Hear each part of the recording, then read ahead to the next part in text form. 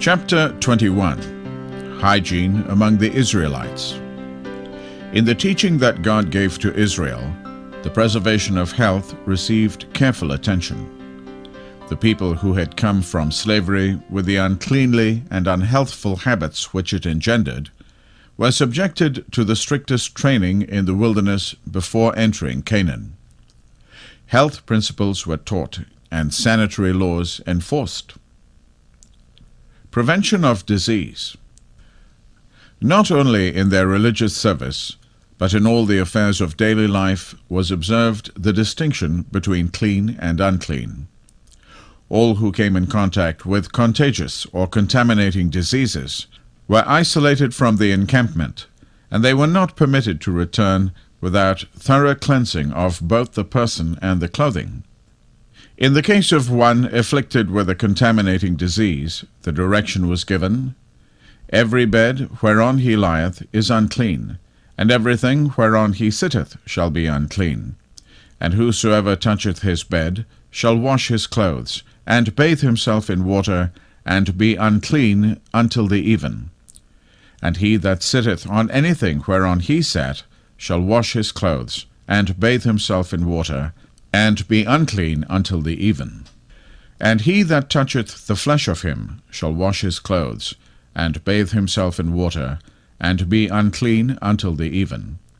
And whosoever toucheth anything that was under him shall be unclean until the even. And he that beareth any of those things shall wash his clothes, and bathe himself in water, and be unclean until the even. And whomsoever he toucheth, and hath not rinsed his hands in water, he shall wash his clothes, and bathe himself in water, and be unclean until the even. And the vessel of earth that he toucheth shall be broken, and every vessel of wood shall be rinsed in water."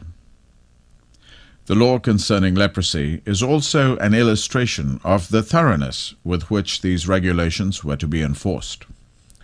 "All the days wherein the plague shall be in him, the leper, he shall be defiled. He is unclean. He shall dwell alone. Without the camp shall his habitation be. The garment also that the plague of leprosy is in, whether it be a woolen garment or a linen garment, whether it be in the warp or woof, of linen or of woolen, whether in a skin or in anything made of skin, the priest shall look upon the plague. If the plague be spread in the garment, either in the warp or in the woof, or in a skin, or in any work that is made of skin, the plague is a fretting leprosy, it is unclean. He shall therefore burn that garment, whether warp or woof, in woolen or in linen, or anything of skin, wherein the plague is. For it is a fretting leprosy, it shall be burnt in the fire. So too, if a house gave evidence of conditions that rendered it unsafe for habitation, it was destroyed. The priest was to break down the house, the stones of it, and the timber thereof, and all the mortar of the house. And he shall carry them forth out of the city into an unclean place. Moreover, he that goeth into the house all the while that it is shut up shall be unclean until the even. And he that lieth in the house shall wash his clothes, and he that eateth in the house shall wash his clothes. Cleanliness. The necessity of personal cleanliness was taught in the most impressive manner. Before gathering at Mount Sinai to listen to the proclamation of the law by the voice of God, the people were required to wash both their persons and their clothing. This direction was enforced on pain of death. No impurity was to be tolerated in the presence of God. During the sojourn in the wilderness, the Israelites were almost continually in the open air, where impurities would have a less harmful effect than upon the dwellers in close houses. But the strictest regard to cleanliness was required both within and without their tents. No refuse was allowed to remain within or about the encampment. The Lord said, "The Lord thy God walketh in the midst of thy camp to deliver thee, and to give up thine enemies before thee. Therefore shall thy camp be holy." Diet. The distinction between clean and unclean was made in all matters of diet. I am the Lord thy God, which have separated you from other people. Ye shall therefore put difference between clean beasts and unclean, and between unclean fowls and clean. And ye shall not make your souls abominable by beast or by fowl, or by any manner of living thing, which I have separated from you as unclean. Many articles of food eaten freely by the heathen about them were forbidden to the Israelites. It was no arbitrary distinction that was made. The things prohibited were unwholesome, and the fact that they were pronounced unclean taught the lesson that the use of injurious foods is defiling. That which corrupts the body tends to corrupt the soul. It unfits the user for communion with God, unfits him for high and holy service. In the Promised Land, the discipline begun in the wilderness was continued under circumstances favorable to the formation of right habits. The people were not crowded together in cities, but each family had its own landed possession, ensuring to all the health-giving blessings of a natural, unperverted life. Concerning the cruel, licentious practices of the Canaanites, who were dispossessed by Israel, the Lord said, Ye shall not walk in the manner of the nation which I cast out before you, for they committed all these things, and therefore I abhorred them. Neither shalt thou bring an abomination into thine house, lest thou be a cursed thing like it. In all the affairs of their daily life, the Israelites were taught the lesson set forth by the Holy Spirit. Know ye not that ye are the temple of God, and that the Spirit of God dwelleth in you? If any man defile the temple of God, him shall God destroy, for the temple of God is holy, which temple ye are. Rejoicing. A merry, rejoicing heart doeth good like a medicine. Gratitude, rejoicing, benevolence, trust in God's love and care, these are health's greatest safeguard. To the Israelites, they were to be the very keynote of life. The journey made 3 times a year to the annual feasts at Jerusalem, the week's sojourn in booths during the Feast of Tabernacles, were opportunities for outdoor recreation and social life. These feasts were occasions of rejoicing, made sweeter and more tender by the hospitable welcome given to the stranger, the Levite, and the poor. Rejoice in every good thing which the Lord thy God hath given unto thee, and unto thine house, thou and the Levite, and the stranger that is among you. So in later years, when the law of God was read in Jerusalem to the captives returned from Babylon, and the people wept because of their transgressions, the gracious words were spoken, Mourn not, go your way, eat the fat, and drink the sweet, and send portions unto them for whom nothing is prepared. For this day is holy unto our Lord. Neither be ye sorry, for the joy of the Lord is your strength. And it was published and proclaimed in all their cities and in Jerusalem, saying, Go forth unto the mount, and fetch olive branches, and pine branches, and myrtle branches, and palm branches, and branches of thick trees, to make booths, as it is written. So the people went forth, and brought them, and made themselves booths, every one upon the roof of his house, and in their courts, and in the courts of the house of God, and in the streets of the water gate, and in the street of the gate of Ephraim.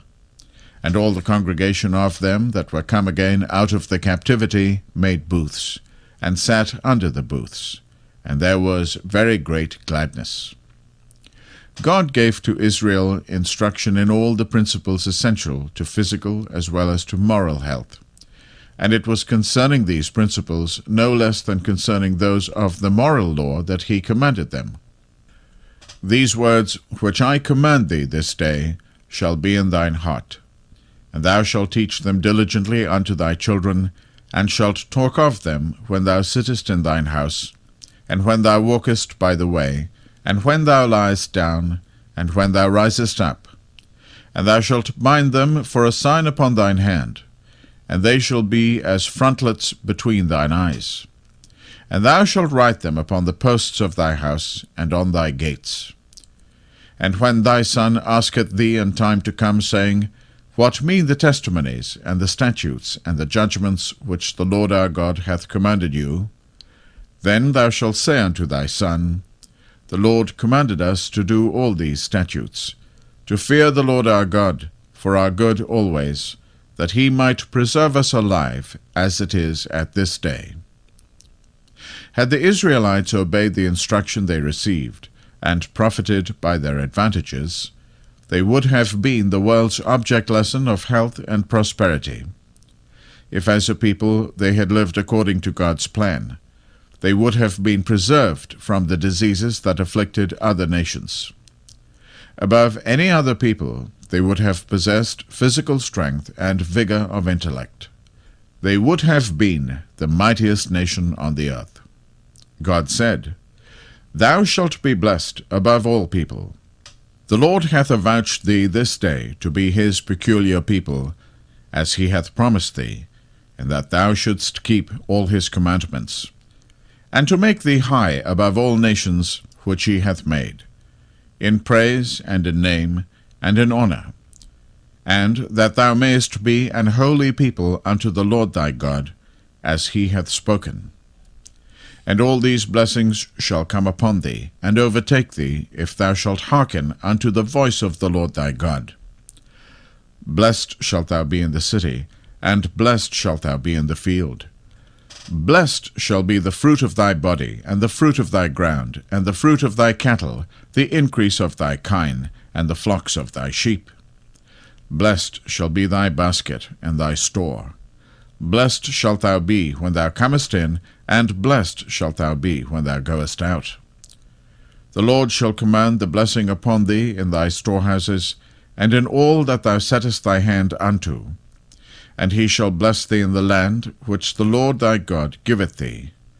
The Lord shall establish thee an holy people unto himself, as he hath sworn unto thee, if thou shalt keep the commandments of the Lord thy God, and walk in his ways.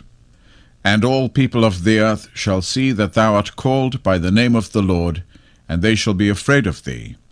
And the Lord shall make thee plenteous in goods, in the fruit of thy body, and in the fruit of thy cattle, and in the fruit of thy ground, in the land which the Lord sware unto thy fathers to give thee. The Lord shall open unto thee his good treasure, the heaven to give the rain unto thy land in his season, and to bless all the work of thine hand.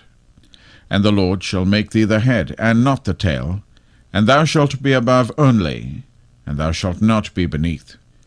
If that thou hearken unto the commandments of the Lord thy God, which I command thee this day to observe and to do them.